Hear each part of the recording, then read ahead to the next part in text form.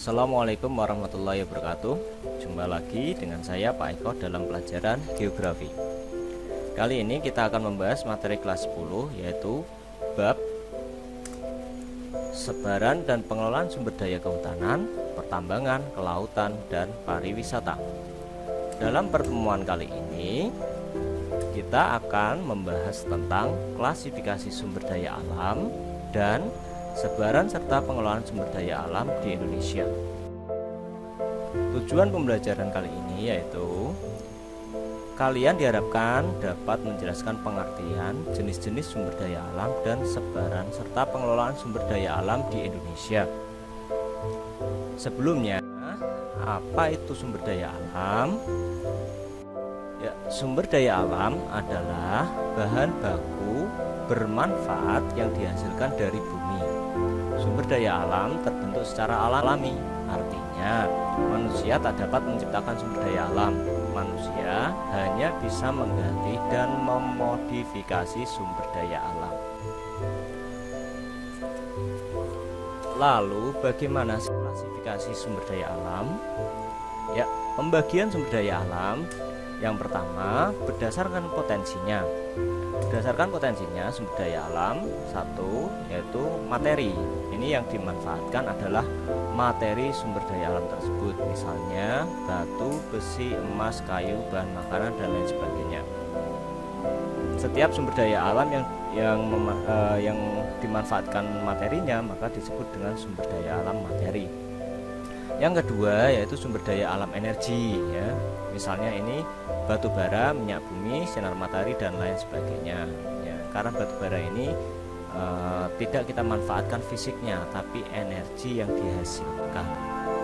Yang ketiga yaitu sumber daya alam ruang, misalnya ada lahan pertanian, tempat tinggal, dan lain sebagainya, itu termasuk dalam sumber daya ruang.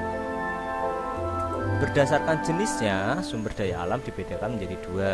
Yang pertama yaitu sumber daya alam biotik, artinya berasal dari makhluk hidup yang terdiri dari tumbuhan, hewan, mikroba maupun manusia.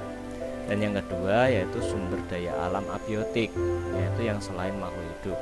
Jadi misalnya batu, besi, emas, kayu, dan lain sebagainya itu termasuk sumber daya alam abiotik berdasarkan jenisnya. Yang ketiga yaitu berdasarkan sifat. Berdasarkan sifatnya, sumber daya alam dibedakan menjadi renewable resources, yaitu yang dapat diperbarui, biasanya terdiri dari makhluk hidup, ya, yang bisa regenerasi. Dan yang kedua yang unrenewable resources, atau yang tidak dapat diperbarui, misalnya minyak bumi itu tidak dapat diperbarui kategorinya. Walaupun minyak bumi itu terbentuk dari plankton, yang artinya bisa terbentuk kembali, tapi karena pembentukannya lebih dari 100 tahun atau yang sangat lama, ya, maka kategorinya unrenewable resources. Jadi terbentuknya lama tapi pemanfaatannya sebentar, ya. Tuh. Potensi dan sebaran sumber daya alam yang ada di Indonesia ini bermacam-macam, ya. Sebagai negara yang terdiri dari kepulauan yang sangat banyak, maka potensi sumber daya alam kita juga sangat melimpah. Yang pertama yaitu sumber daya alam kehutanan. Di Indonesia hutan itu memiliki macam-macam jenis, ya. Yang pertama ada hutan hujan tropis. Ini tersebar di Pulau Sumatera, Kalimantan, sebagian Jawa, dan Papua. Di bab kemarin kita sudah belajar tentang ciri-ciri hutan hujan tropis, ya, dimana hutan ini itu dihuni oleh pohon yang tingginya bisa mencapai 40 meter, dan di sana banyak pohon-pohon epifit, ya, yaitu pohon-pohon yang menempel di pohon yang lain, misalnya anggrek dan sebagainya. Yang kedua yaitu hutan musim tropis. Ini tersebar di Jawa, misalnya adalah pohon jati atau hutan jati dan hutan mahoni. Itu termasuk dalam hutan musim tropis, di mana ini mempunyai musim gugur, ya. Gitu. Yang ketiga yaitu hutan sabana. Ini adalah padang rumput yang diselingi pohon. Ini terdapat di Nusa Tenggara dan Madura. biasanya dimanfaatkan untuk pertanian, peternakan ya. Yang keempat yaitu hutan bakau. Ini tersebar di pantai utara Jawa, selatan Kalimantan, Bali, dan Kepulauan Riau. Hutan bakau ini punya banyak manfaat. Selain menjaga ekosistem yang ada di pesisir pantai, bakau ini juga punya manfaat untuk mencegah gelombang air laut ya. Jadi gelombang laut biar tidak menggerus daratan itu diperlukan hutan bakau. Dalam simulasi di Jepang, hutan bakau itu juga bisa mencegah gelombang laut besar atau tsunami masuk ke daratan. Tuh ya, manfaat hutan bakau sangat banyak sekali. Di sini kalau di Pulau Jawa itu biasanya hutan bakau terdapat di pantai utara. Kenapa tidak di pantai selatan? Karena kebanyakan pantai selatan itu pantainya cliff atau tebing, sehingga bakau ini tidak bisa tumbuh di sana. Karena bakau itu punya habitat di yang tanah berlumpur gitu ya, pantainya harus berlumpur. Ada sih di Kebumen ada hutan bakau, cuman ketersediaannya sedikit gitu. Itu bedanya pantai utara dan pantai selatan. Berikutnya yaitu ada hutan gambut. Nah, hutan gambut ini tersebar di Sumatera, Kalimantan, dan Papua. Biasanya hutan gambut ini dihasilkan dari hasil rawa-rawa ya, sehingga tanahnya itu kadar asamnya tinggi dan kurang subur untuk pertanian. Oke, yang kedua kita akan bahas tentang fungsi hutan. Nah, fungsi hutan itu untuk apa sih? Yang pertama jelas fungsi hutan itu mempunyai fungsi ekonomis, yaitu bisa dijual hasilnya, misalnya kayunya, daunnya, buah dari hutan tersebut dan lain sebagainya. Ini namanya fungsi ekonomis, jadi menghasilkan uang. Yang kedua yaitu fungsi klimatologis, yang menjaga stabilitas iklim. Jadi hutan itu mempunyai fungsi untuk menjaga iklim ya, sehingga karena dia menghasilkan oksigen seperti itu ya. Yang ketiga fungsi edafik, ini menjaga kesuburan tanah. Kita tahu bahwa hutan kayu ya itu mempunyai daun-daun. Nah, daun-daunnya ini kan pasti berguguran akan membentuk solum tanah baru yang bisa menyuburkan tanah tersebut. Berikutnya fungsi hidrologis, ini menjaga kondisi dan kestabilan cadangan air tanah. Jadi hutan itu punya fungsi untuk menjaga air. Bagaimana caranya? Nah, misalnya ini sebagai gambaran, kalau hujan lebat, kalau tidak ada tumbuhan atau tidak ada hutan, maka air itu akan langsung jatuh ke tanah. Nah, meresap ke dalam tanahnya ini jadinya cuma sedikit, yang lain menjadi flow atau aliran tanah. Jadi banjir seperti itu. Tapi kalau ada hutan, ada pohon, maka air yang jatuh ke tanah itu tidak langsung mengenai tanah, melainkan mengenai tumbuhan tersebut terlebih dahulu, sehingga air itu punya alur atau punya antrian untuk masuk ke dalam tanah secara bergantian. Jadi nggak langsung blek, dorong-dorongan, akhirnya yang bisa masuk cuman yang bawah, terus yang atas menjadi aliran gitu ya. Dengan adanya hutan berarti mereka bisa mengantri masuk ke dalam tanah secara perlahan, sehingga cadangan airnya menjadi semakin banyak. Itu fungsi hidrologis. Dan yang terakhir yaitu fungsi konservasi, itu menjaga kelestarian alam. Kalau dilihat dari fungsi ekonomis atau fungsi klimatologis misalnya, jelas hutan ini bisa digantikan oleh perkebunan, misalnya kebun sawit bisa. Kenapa? Karena sawit bisa dijual. Sawit juga menghasilkan oksigen yang secara otomatis juga bisa menjaga stabilitas iklim. Tapi di sini mereka atau perkebunan ini itu tidak punya fungsi konservasi. Artinya kalau semua hutan digantikan dengan perkebunan sawit, nanti orangutannya di mana? Gajahnya di mana? Ya kan? Nah, itulah fungsi konservasi dari hutan. Itu fungsi hutan. Kita lanjutkan ke sumber daya yang kedua sumber daya alam pertanian dan perkebunan. Potensi pertanian di Indonesia ini ada sawah, ladang, dan tegalan. Sawah itu juga bermacam-macam jenisnya, ada sawah tada hujan, ada sawah irigasi, dan ada sawah lebat. Sawah tada hujan itu yang seperti apa? Ya, yang ditanami pada musim hujan, dan musim kemarau dibiarkan, itu namanya sawah tada hujan. Yang kedua, sawah irigasi, ini berarti yang punya saluran air, jadi mereka bisa ditanami sepanjang tahun. Dan yang sawah lebak itu adalah sawah yang memanfaatkan aliran sungai untuk mengairinya. Jadi kalau airnya kurang, itu tinggal saja tanggul sungainya dibuka, terus airnya masuk ke sawah, itu namanya sawah lebak. Untuk sawah ladang, ini adalah pertanian ladang ya, itu sawah lahan kering, biasanya dari sawah di musim kemarau yang tidak terpakai, terus ditanami jagung misalnya, atau tembakau, atau ketela. Nah, itu namanya sistem ladang. Berbeda dengan tegalan. Kalau tegalan ini itu ladang yang sudah menetap, artinya dia memang dimanfaatkan untuk menanam tanaman musiman setiap saat gitu. Ya, jagung, tela gitu ya, lahan kering, itu namanya tegalan.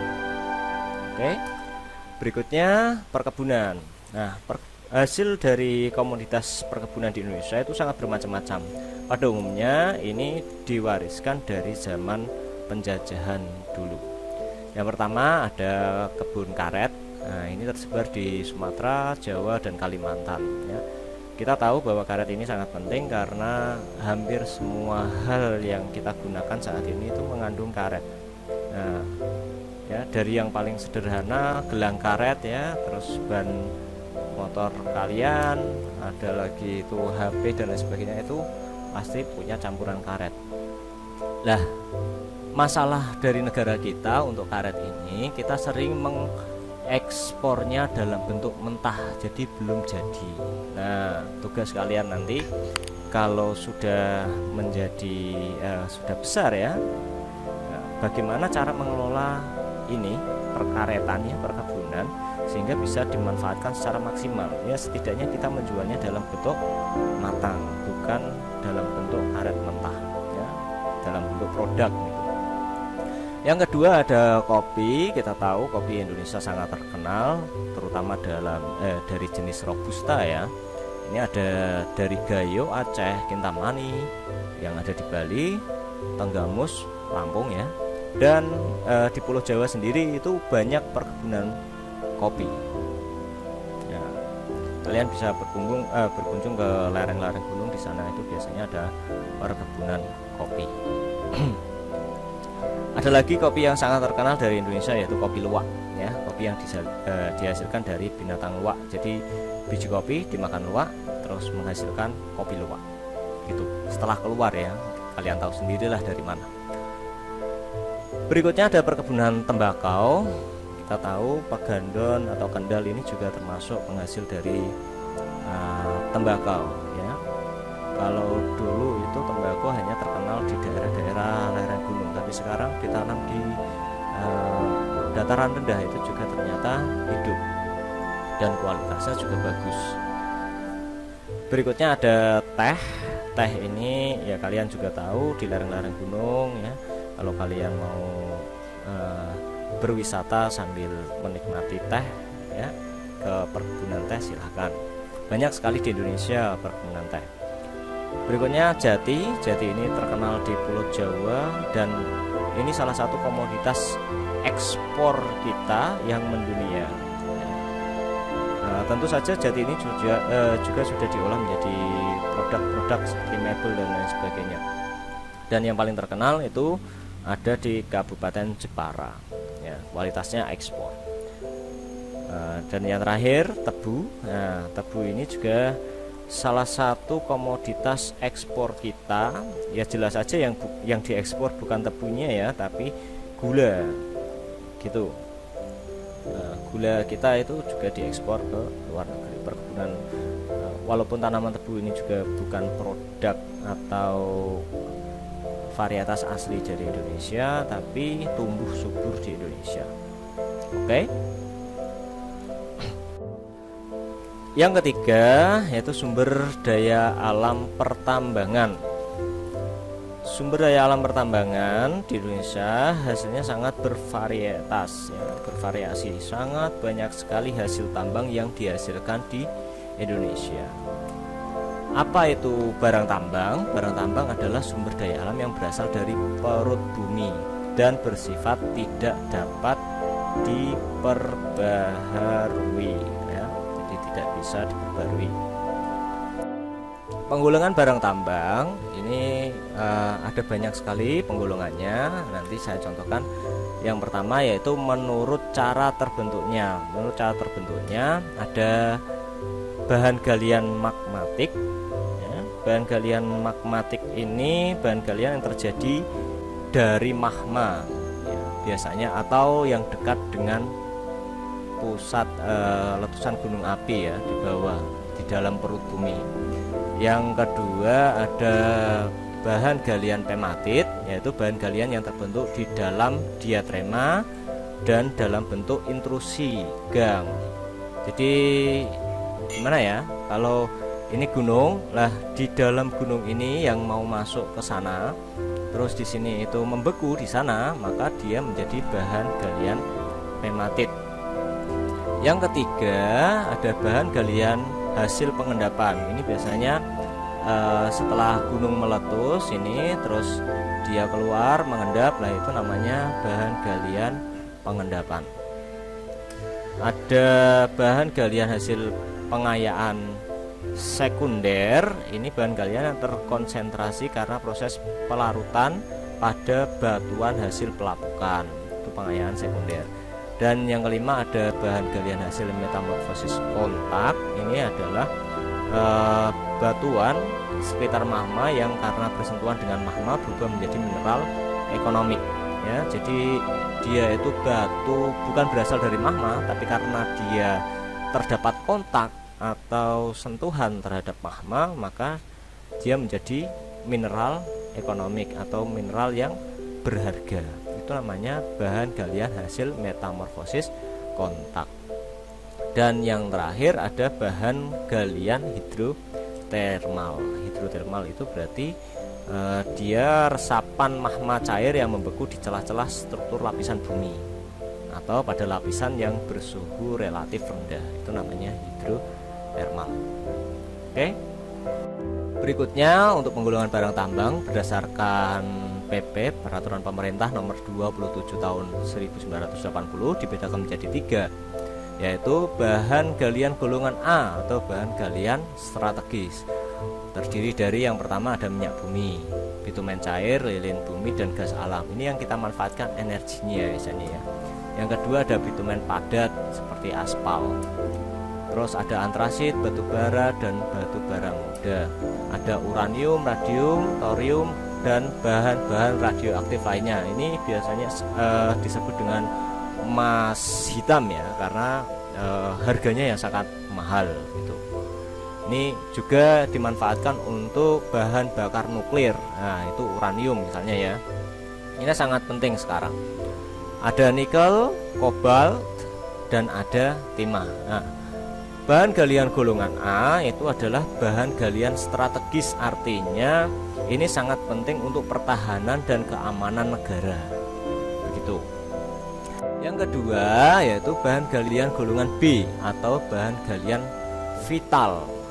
Bahan galian vital itu artinya bahan galian ini sangat penting untuk menjaga ekonomi.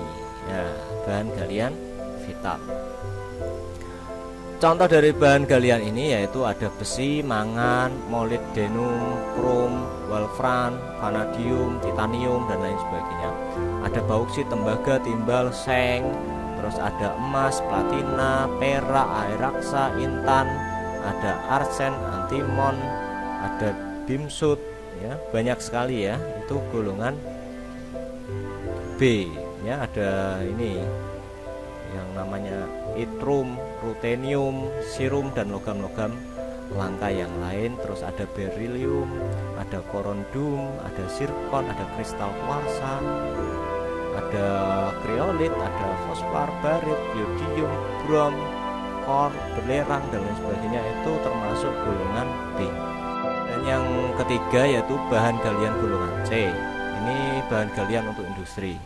Misalnya ada nitrat, fosfat, garam batu, ada asbes, talek, mika, grafit, magnesit, ada yarosit, leusit, tawas, oker, batu permata, setengah permata, pasir kuarsa, kaolin, feldspar, gips, bentolit, ya, banyak sekali ya. Nah ini contohnya. Marmer, batu tulis itu termasuk golongan C ya. Ini biasanya untuk industri. Oke. Nah, itu 3 golongan bahan galian menurut PP nomor 27 tahun 80. Sedangkan persebarannya di Indonesia sebagai berikut. Nah, ini adalah peta sebaran bahan tambang yang ada di Indonesia. Kalian bisa amati di sana, misalnya yang paling umum ya, yang warnanya ini segitiga dan garis bawah itu adalah minyak bumi. Nah, minyak bumi ini tersebar di Pulau Sumatera, ada di Lok Sumawe, ada di Peirela, ada di Bengkalis, ada di Tanjung Pura, ada di Sungai Paking, ya, ada di Sorolangun, ada di Sungai Gerong, ada di Babel. Terus di Jawa sendiri itu ada di Majalengka, ada di Cepu, ya. Terus di Kalimantan itu ada di Sungai Mahakam, ada di Taraan, ada di Pulau Tenggara yang ini kepulauan apa namanya, Maluku ya.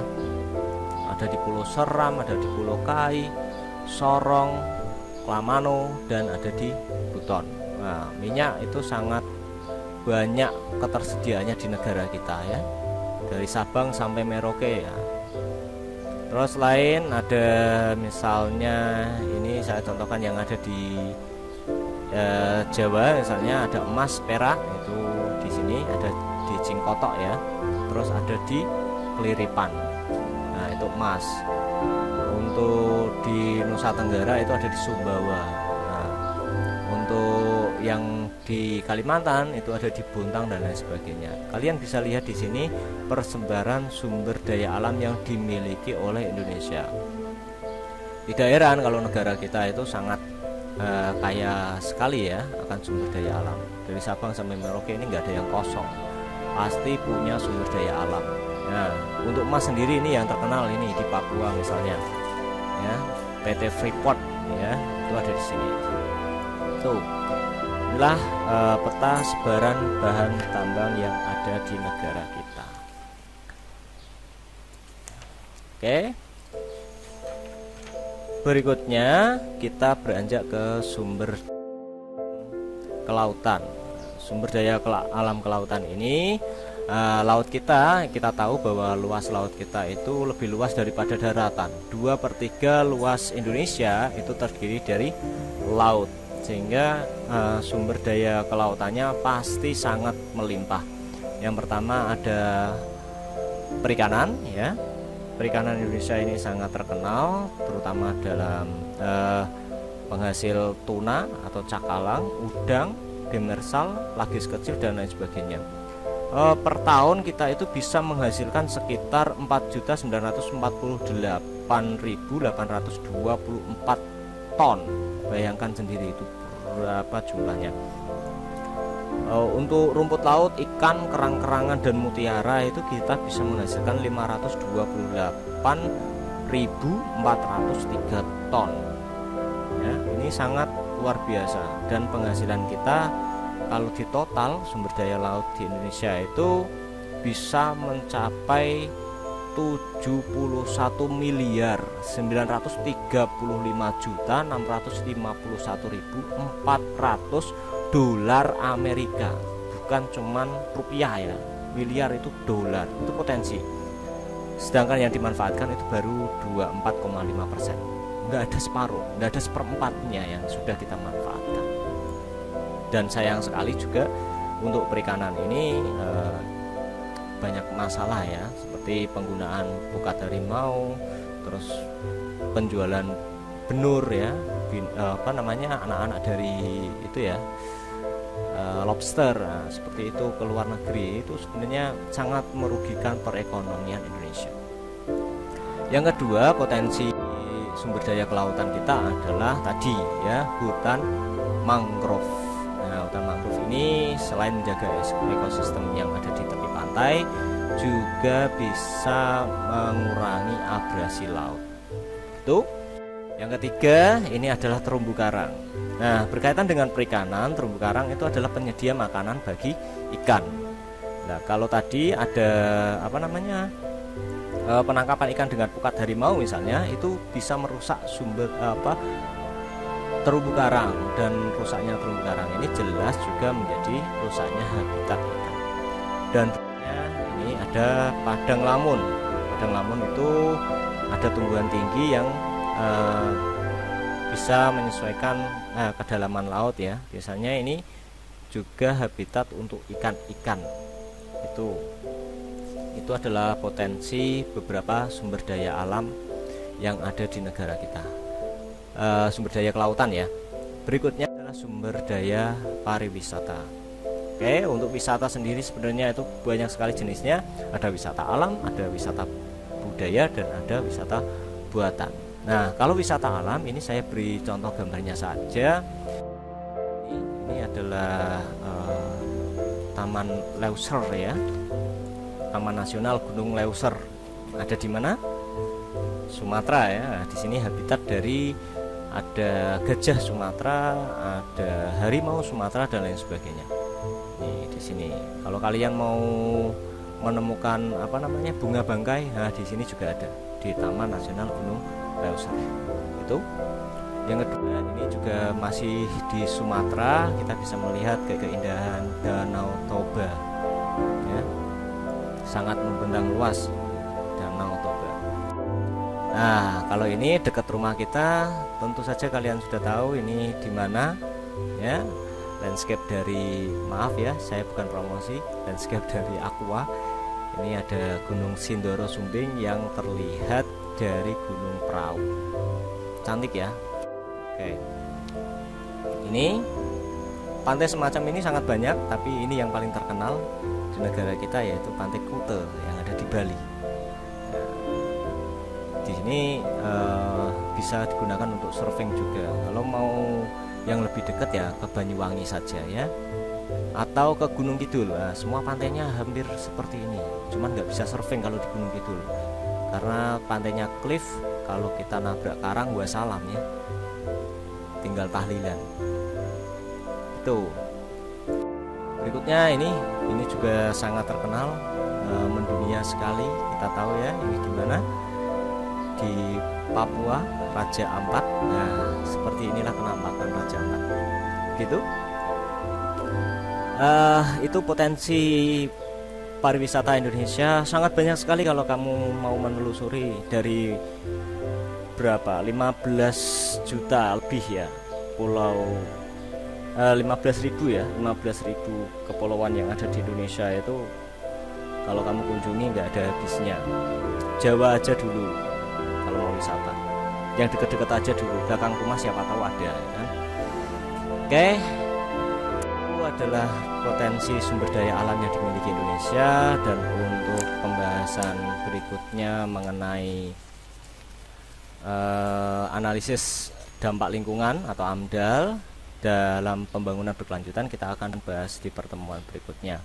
Terima kasih perhatiannya, semoga bermanfaat. Assalamualaikum warahmatullahi wabarakatuh.